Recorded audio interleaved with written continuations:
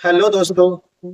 मेरा नाम दीपक है। आज आपको मैं पढ़ाने वाला हूँ भूगोल का chapter number first, ninth class का chapter number first, chapter number first भूगोल का, जिसमें हम पढ़ेंगे। ये भूगोल की किताब है आपकी, और इसमें चैप्टर नंबर जो फर्स्ट होगा, भारत, उसका आकार और स्थिति। भारत और उसका आकार और उसकी स्थिति के बारे में जानेंगे, ठीक है ना। तो यहाँ पर भारत की स्थिति क्या है, भारत का आकार क्या है, उसको जानेंगे। जैसे कि भाई पृथ्वी है हमारे पास, और इस पृथ्वी के बीच में एक लाइन जाती है जो पृथ्वी को आधा ऊपर और आधा नीचे काटती है। ऊपर वाले को उत्तर भाई कहते हैं, नीचे वाले को दक्षिण कहते हैं। दक्षिण नॉर्थ हो गया, और ये साउथ है, ठीक है ना। और बीच में जो लाइन जाती है इसको क्या कहते हैं, भूमध्य रेखा। 0 डिग्री पे होती है भूमध्य। भूमि को जो दो भागों में बांटती है उसे क्या बोलते हैं, भूमध्य रेखा, ठीक है ना। ऐसे ही यहाँ से लाइन जाती है जिसे क्या कहते हैं, कर्क रेखा। कर्क रेखा,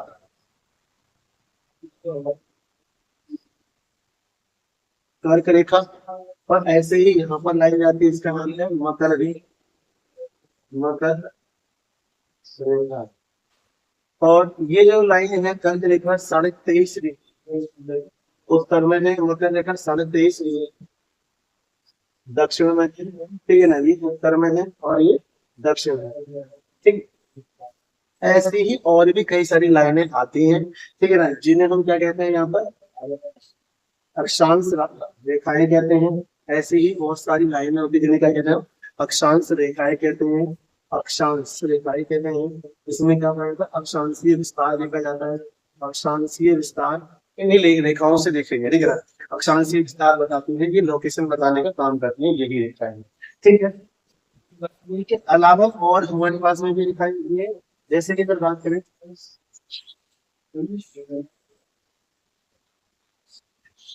पृथ्वी के, वही पृथ्वी में कुछ इस तरीके की रेखाएं मान लेंगे।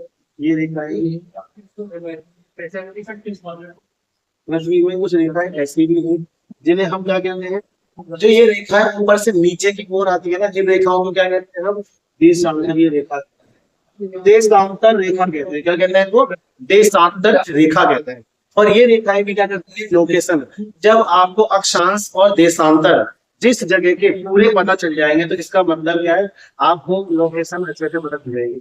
आपको हमेशा भाई देशांतर को क्या कहते हैं, लैटिट्यूड, भाई लॉन्गिट्यूड कहते हैं, और वो लैटिट्यूड होती है, ठीक है। इन दोनों रेखाओं को अगर हम एक साथ लेके आते हैं, इन दोनों रेखाओं को अगर हम एक साथ बना लेते हैं तो यहाँ पर वही लैटिट्यूड और लॉन्गिट्यूड,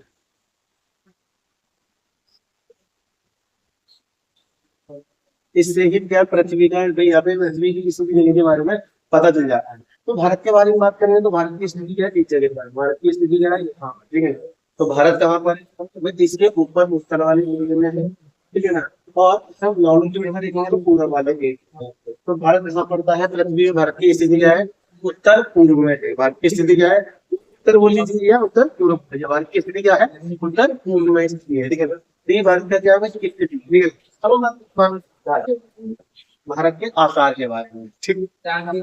तो भारत का आकार क्या है, भारत एशिया महाद्वीप के दक्षिण में स्थित एक विशाल द्वीप है, ठीक है ना। ये नोट्स है, देखो अभी भी आपने कॉपी नहीं निकाली, मुझे पता है, ठीक है। आप कॉपी निकाली, देखो आप पढ़ रहे हो ना तो अच्छे से टाइम यूज करो, उसको कॉपी में लिख लीजिए, ताकि आप दोबारा करके पढ़ो तो आपको दोबारा से कहीं तो कोई दूसरी वीडियो ना देखना पड़े, टाइम वेस्ट ना करना पड़े। आप दोबारा से क्या करो, उसको तुरंत रीड कर लो, ठीक है। आप इसको लिखने के बाद मुश्किल से 5 से 10 मिनट अच्छे से आप इसमें रीड कर पाओ, मुझे 10 मिनट के नहीं। यह उत्तर में हिमालय पर्वत से लेकर दक्षिण में हिंद महासागर तक भारत का भाई आकार क्या है, उत्तर में हिमालय पर्वत से लेकर दक्षिण में भाई हिंद महासागर तक फैला हुआ है भारत। तो भारत की भाई स्थलीय सीमा पश्चिम में पाकिस्तान और अफगानिस्तान से टच होती है। उत्तर में बात करते हैं हमें चीन, जो तिब्बत वाला एरिया है उससे टच होती है, नेपाल भूटान से, और यहाँ पर पूर्व में बात करें म्यांमार और बांग्लादेश से लगती है, ठीक है ना। तो पूर्व में कहाँ पे लगती है, म्यांमार और बांग्लादेश में इसकी स्थिति रहती है। भाई बात है दक्षिण में, भाई भारत में श्रीलंका और मालदीव के साथ में समुद्री सीमा लगा था दक्षिण में। भारत का कुल क्षेत्रफल लगभग 32.8 लाख वर्ग किलोमीटर है। भारत का टोटल एरिया, ठीक है, जो दुनिया का सातवां सबसे बड़ा देश भारत को बनाता है। भारत दुनिया का क्या है, सातवां सबसे बड़ा देश दुनिया का है, ठीक है ना। क्योंकि भारत का जो एरिया है ना, दुनिया के 6 देशों के बाद में है। भारत के उत्तर से लेकर दक्षिण तक की लंबाई, भारत की उत्तर से लेकर, मान लीजिए भारत के उत्तर से जम्मू कश्मीर से लेकर कन्याकुमारी तक, जम्मू कश्मीर से लेकर कन्याकुमारी तक इसकी लंबाई कितनी है, 3214 किलोमीटर। कितनी है, 3214 किलोमीटर है। और पूर्व से पश्चिम तक, पूर्व से पश्चिम तक ये अरुणाचल प्रदेश से लेके, अरुणाचल प्रदेश से लेके गुजरात तक इसकी लेंथ कितनी है, अरुणाचल प्रदेश से लेके गुजरात तक इसकी लंबाई 2933 किलोमीटर। 2933 किलोमीटर इसकी क्या है, लेंथ है यहाँ पर। भाई पूर्व से पश्चिम तक चौड़ाई इसकी हो गई है, लेंथ ऑफ लेंथ हो गई। कर्क रेखा 23.5 डिग्री से भारत को दो भागों में बांटती है यहाँ पर, ठीक है ना, भारत को दो बराबर। तो भारत क्या है यहाँ पे 8 डिग्री, 8 डिग्री 4 मिनट उत्तर से लेके 37 डिग्री 6 मिनट उत्तरी अक्षांश तक फैला हुआ है। और 68 डिग्री 7 मिनट से लेके 97 डिग्री 25 मिनट पूर्वी देशांतर का इसमें विस्तार है। भारत की स्थिति के बारे में बात करेंगे तो ये अक्षांश और इसके देशांतर है भारत में, ठीक है। जैसे कि हम बात करें यहाँ पर भारत में दक्षिण में क्या है, 4 डिग्री 8 डिग्री 4 मिनट से लेके भारत कहाँ तक है, 37 डिग्री 6 मिनट उत्तर में अक्षांश, उत्तरी अक्षांश। और 68 डिग्री 7 मिनट से लेके 27 25 मिनट ये पूर्वी देशांतर है। पूर्व में पूर्वी देशांतर है। भारत का अक्षांशीय और देशांतरीय विस्तार कितना है यहाँ पर, 8 डिग्री 4 मिनट से लेके 37 डिग्री 6 मिनट उत्तरी अक्षांश, अक्षांशीय विस्तार। देशांतरीय विस्तार कितना है, 68 डिग्री 7 मिनट से लेकर 97 डिग्री 25 मिनट तक इसका क्या यहाँ पर देशांतरीय विस्तार है, जो बहुत ज्यादा इम्पोर्टेंट है, ठीक है। तो भारत के कोई मुख्य भाग के दक्षिण पूर्व में बंगाल की खाड़ी, बंगाली की खाड़ी में क्या है, अंडमान निकोबार द्वीप समूह है। और दक्षिण पश्चिम में कौन, अरब सागर में कौन सा भी वही भारत का द्वीप है, लक्षद्वीप। तो भारत के अगर पश्चिम में जाएंगे और अरब भाई बंगाली की खाड़ी में देखेंगे, पश्चिम में पूर्व में जाएंगे, दक्षिण पूर्व में जाएंगे, तो बस वही क्या है, अरब खाड़ी, ये बंगाल की खाड़ी में अंडमान निकोबार द्वीप समूह है। और पश्चिम और दक्षिण में जाएंगे तो यहाँ पे अरब सागर में क्या देखने के लिए, लक्षद्वीप। तो भारत के भैया अगर देखेंगे दुनिया में 7वें स्थान पर आता है, लेकिन तो यहाँ पे क्या है, एशिया महाद्वीप के दक्षिण में, ये एशिया महाद्वीप है। तो एशिया महाद्वीप का पूर्वी हिस्सा ये है, ये पूर्व है, ये पश्चिम है, ये उत्तर है, और ये इसका दक्षिण, ईस्ट वेस्ट नॉर्थ और साउथ, ठीक है ना। तो इस तरीके से भारत कहाँ पर है, एशिया के साउथ में स्थित है, ठीक है ना। भारत को उपमहाद्वीप भी कहा जाता है। क्यों कहा जाता है उपमहाद्वीप, क्योंकि भारत क्या है, यहाँ पर वही 3 तरफ पानी से घिरा हुआ है। भारत क्या है, 3 तरफ पानी से घिरा हुआ है। इधर अरब सागर है, इधर बंगाल की खाड़ी है, और यहाँ पर दक्षिण में क्या है, हिंद महासागर। जो क्षेत्र तीन तरफ पानी से घिरा होता है उससे क्या कहते हैं, उपमहाद्वीप। वो क्षेत्र में उपमहाद्वीप कहते हैं। तो भारत क्या 3 तरफ पानी से घिरा हुआ है, तो इसे क्या बोलेंगे, उपमहाद्वीप, ठीक है। भारत से जो व्यापार करते थे, यहाँ से जो लोग जाते थे, देखो भारत से जितने भी लोग व्यापार करते थे, व्यापार करने के लिए यहाँ पे यूरोपियन लोग आए, यहाँ पे दक्षिण अफ्रीका में व्यापार करने के लिए इस तरीके से आए, ठीक है ना। यहाँ पे जगह गैप और बहुत यहाँ पर होते थे, और यहाँ पे भारत में आते थे, इस तरीके से व्यापार हुआ है। लेकिन इनके व्यापार में डिस्टेंस ज्यादा होता था, तो खर्चा आने जाने का बहुत ज्यादा होता, उस खर्चे को भी क्या कर दिया, कम कर दिया गया है। जैसे एक नदी बनाई जिसका नाम था स्वेज नहर, 1869 में स्वेज नहर बना दी गई। स्वेज नहर बनने की वजह से क्या हुआ है, 7,000 किलोमीटर डिस्टेंस कम हो गया, ठीक है। अब बात करें दुनिया में सबसे बड़ा देश कौन सा है, रूस हो गया, दूसरा कनाडा, तीसरा अमेरिका, चौथा चीन, पांचवा ब्राजील, और छठा ऑस्ट्रेलिया, उसके बाद 7वां, ठीक है। तो यहाँ पे क्या है, भारत का जो दक्षिणतम सबसे निचला जो हिस्सा है ना, तो ये जो भारत का सबसे निचला हिस्सा है, इंदिरा कौन था क्या, इंदिरा बिंदु है, इंदिरा बिंदु। और इंदिरा बिंदु जो है ना, लेकिन क्या हुआ 2004 में सुनामी आने की वजह से इंदिरा गांधी क्या हो गया, वो डूब गया है। यहाँ पर अंडमान निकोबार द्वीप समूह में नीचे की साइड में इंदिरा युद्ध हुआ करता था, वो क्या है डूब गया है, तो इसको खत्म हो गया। इसके बाद भारत का दक्षिणतम हिस्सा अब ये हो गया, ठीक है ना। ठीक, 2004 में जब सुनामी आई थी तब, ठीक है, ये दिया। हाँ, स्वेज नहर का मैंने बता दिया यहाँ पे 1869 में 1869 में यहाँ पे स्वेज नहर बनाने की वजह से क्या है, यूरोपीय लोग अच्छे से व्यापार करने लगे, क्योंकि उनके व्यापार का डिस्टेंस में कितने 7,000 किलोमीटर के डिस्टेंस में कमी आई है, इस वजह से उनके व्यापार में कहीं ना कहीं वृद्धि हुई है। तो डिस्टेंस इस तरीके से इनका भी डिस्टेंस कम हुआ है। ये ये इस तरीके यहाँ पहले व्यापार इनका होता था एक जगह से यहाँ पर आते थे पहले यहाँ पे दक्षिण अफ्रीका में, और दक्षिण अफ्रीका से यूरोप जाते, एक उस पूरा का पूरा घूम के जाते थे व्यापार करने। लेकिन अब क्या हुआ, व्यापार के लिए अब उस तरीके से यहाँ पर आ गया थे, और इस वजह से ये यहाँ पे एरिया बीच में काट दिया गया और नहर बना दी गई है, और इस नहर के द्वारा डायरेक्ट यूरोप में पहुंच जाते हैं, ठीक है ना। तो यूरोप में पहुंचने की वजह से, आसानी से पहुंचने की वजह से क्या डिस्टेंस कम हो गया, जिस वजह से क्या हुआ यहाँ पर व्यापार तेजी से बढ़ा। तो स्वेज नहर कब बनी है, 1869, ठीक है, 1869 में, जिस वजह से क्या हुआ व्यापार तेजी से बढ़ा है, क्योंकि डिस्टेंस ना हो। भारत की विशालता और विविधता, तो एक भारत विशाल भाई आकार और विभिन्न भौगोलिक स्थिति वाला देश है। यहाँ पर भाई यहाँ की जलवायु और वनस्पति और जीव जंतुओं की विविधता के कारण क्या है, भारत में विविधता बहुत ज्यादा। उत्तर में अगर देखेंगे भाई बर्फीले हिमालय से लेकर दक्षिण में उष्ण कटिबंधीय वर्षावन पाए जाते हैं। उत्तर में बर्फ वगैरह पाई जाती है हिमालय पर्वत वगैरह में, और दक्षिण में क्या है यहाँ पर उष्ण कटिबंधीय वही वर्षावन पाए जाते हैं जो बारिश की वजह से भूमि होता है। भारत में अलग अलग प्रकार की यहाँ पर प्राकृतिक क्षेत्र पाए जाते हैं। भारत में विभिन्न प्रकार के धर्म, भाषाएं, संस्कृतियां और परंपरा के लोग रहते हैं, जो दुनिया में क्या भारत को सबसे ज्यादा विविधता पूर्ण वाला देश बनाने का काम करते हैं, ठीक है। भारत क्या सबसे ज्यादा विविधता पूर्ण वाला देश है। भारत के पड़ोसी देशों के बारे में अगर बात करें तो यहाँ पर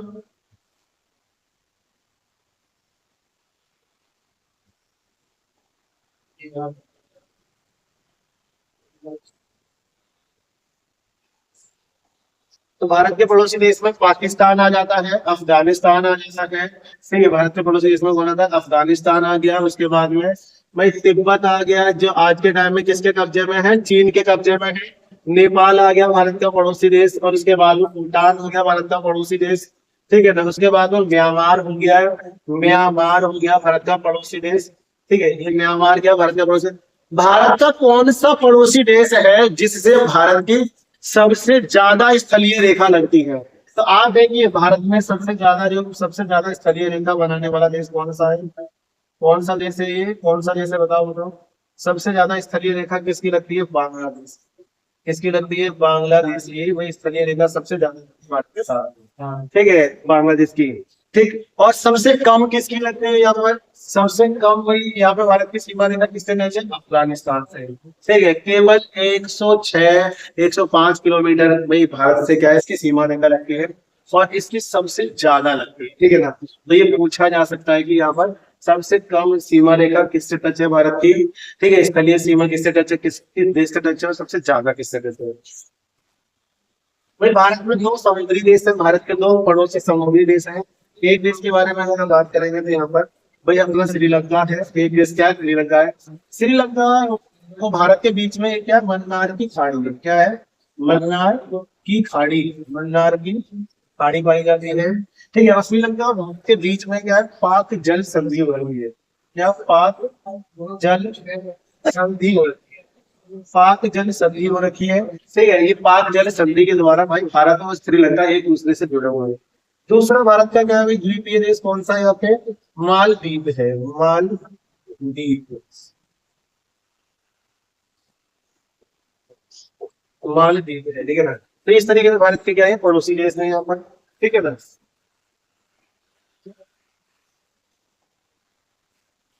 भारत का सामरिक महत्व क्या है यहाँ पर, ठीक है। भारत का सामरिक महत्व क्या, मतलब जो भारत की जो स्थिति है उसकी वजह से भारत को कोई फायदा भी होता है नहीं होता है, तो भारत का वो सामरिक महत्व हो जाएगा। तो भाई हिंद महासागर में हुई भारत की केंद्रीय स्थिति से क्या करती है, सामरिक महत्व प्रदान करती है यहाँ पर, और यह पश्चिम एशिया, अफ्रीका, उत्तर में यूरोप के देशों के साथ में क्या है भाई, पूर्वी एशिया के देशों के साथ में निकटतम संबंध बनाने के काम करते हैं। जैसे कि आपने देखा होगा, जैसे कि आपने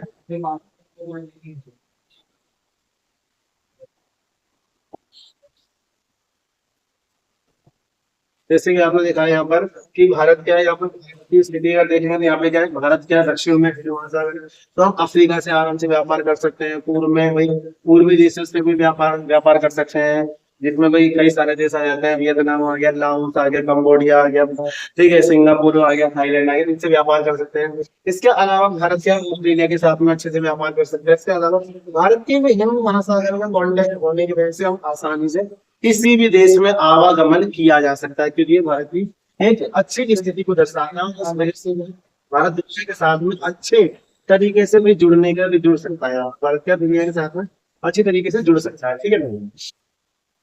ये भारत की इसी महत्वपूर्ण स्थिति के कारण क्या है, ये महासागर का नाम भाई, एक महासागर का नाम पड़ा भारत के नाम नहीं। भारत का नाम हिंदुस्तान भारत है, ठीक है ना, ठीक है। अब भारत के नाम पर ही, हिंदुस्तान के नाम पर ही एक महासागर का नाम पड़ा है। अब उस महासागर का नाम आप मुझे कमेंट में बताओगे, ठीक है ना, क्या महासागर है, ठीक है, कौन सा महासागर है। सुएज नहर के खुलने से भाई यूरोप और भारत के बीच में भी दूरी कम हो गई है, जिससे भारत का महत्व क्या है, बढ़ गया है, ठीक है। भारत क्या अच्छे से व्यापार कर पा रहा है। भारत हिंद महासागर क्षेत्र में एक महत्वपूर्ण शक्ति है और भाई क्षेत्रीय सुरक्षा और स्थिरता में महत्वपूर्ण भूमिका निभाता है भारत, ठीक है। भारत की सांस्कृतिक विरासत क्या है, भारत की संस्कृति क्या कैसे मतलब कि फली फूली है, किस तरीके से भारत दुनिया में एक बड़ी संस्कृति यहाँ पे बनी, ठीक है ना, वो क्या है, भारत की सांस्कृतिक विशेषता हो जाएगी। ठीक है, भारत की संस्कृति विरासत में बहुत ज्यादा समृद्ध और इसका इतिहास क्या हजारों साल पुराना है। भारत आज से तो नहीं, बहुत पहले से चला रहा है भाई। भारत ने दुनिया को योग, ध्यान, आयुर्वेद और कई अन्य महत्वपूर्ण ज्ञान दिए हैं, ठीक है भाई। भारत की यहाँ पर कला, संगीत, साहित्य, वास्तुकला दुनिया भर में बहुत ज्यादा फेमस है। प्राचीन काल में भारत से ही भारत का दुनिया के विभिन्न देशों के साथ में सांस्कृतिक आदान प्रदान हुआ करता था। यहाँ पर भारत में विभिन्न धर्मों और संस्कृतियों का विकास हुआ है। इसकी समृद्धि भाई विरासत भाई भारत में देखने के लिए मिलती है, ठीक है। इसमें आज भी क्या है, इसके प्रमाण भारत में देखने के लिए मिलते हैं। कुछ और इम्पोर्टेंट चीजें क्या है भारत में, तो प्राचीनता, सिंधु घाटी सभ्यता, वैदिक सभ्यता, ठीक है ना, मौर्यकालीन सभ्यता, गुप्तकालीन सभ्यता, ठीक है। ये क्या भारत के प्राचीन साक्ष्य है, प्राचीन को दर्शाने का काम है। भारत की विविधता के बारे में बात करेंगे तो भारत में बहुत सारी भाषाएं बोली जाती हैं। भारत में 22 से ज्यादा भाषाओं को मान्यता दी गई सरकार और संविधान के द्वारा, ठीक है, ठीक है ना। और इतनी सारी भाषाएं बोली जाती है जिसमें से कह सकते हैं प्रेरणा में भारत की है। भारत के पड़ोसी देशों के बारे में बात करेंगे तो भारत और नेपाल के बीच में रोटी बेटी का संबंध है, रोटी बेटी का संबंध। उस रोटी बेटी के संबंध की वजह से क्या दिखाता है, भारत और नेपाल के कितने अच्छे संबंध है, भारत नेपाल के संबंध को अच्छा दर्शाने का काम करता है, ठीक है भाई। भारत के सामरिक स्थिति के बारे में बात करेंगे भाई, हिंद महासागर में भारत होने की वजह से भारत के लिए जल मार्ग के रास्ते हर तरफ से खुले हुए हैं, जिस वजह से भारत किसी भी देश के साथ अच्छे से व्यापार कर सकता है। भारत कहीं भी जा सकता है, कहीं भी आ सकता है, कहीं से भी आने जाने के साधन हमारे हिंद महासागर में होने की वजह से बहुत अच्छे हैं भाई। भारत की सांस्कृतिक विरासत, भारत में योग और ध्यान क्या दुनिया भर में दिया है यहाँ पर, और बहुत ज्यादा लोग पसंद कर रहे हैं। लोगों के स्वास्थ्य और कल्याण में महत्वपूर्ण भूमिका निभाई है भारत में, ठीक है ना। तो ये हमारा चैप्टर हो गया, ठीक है ना। इसके बाद में मैं इसके क्वेश्चन आंसर लेके आऊंगा, ठीक है ना। ये नोट्स आप लिख लो। मुझे पता अभी भी बहुत सारे लोग ऐसे हैं जिन्होंने कॉपी किताब निकाली नहीं होगी। किताब भी निकाल लीजिए और कॉपी भी ओपन कर लीजिए, क्योंकि जो मैंने पढ़ा है ना किताब के अंदर आपका एज इट इज है, और कॉपी में ये नोट्स आप लिख लीजिए, ठीक है, बहुत ज्यादा जरूरत है, ठीक है। धन्यवाद, ठीक है, थैंक्स फॉर वॉचिंग।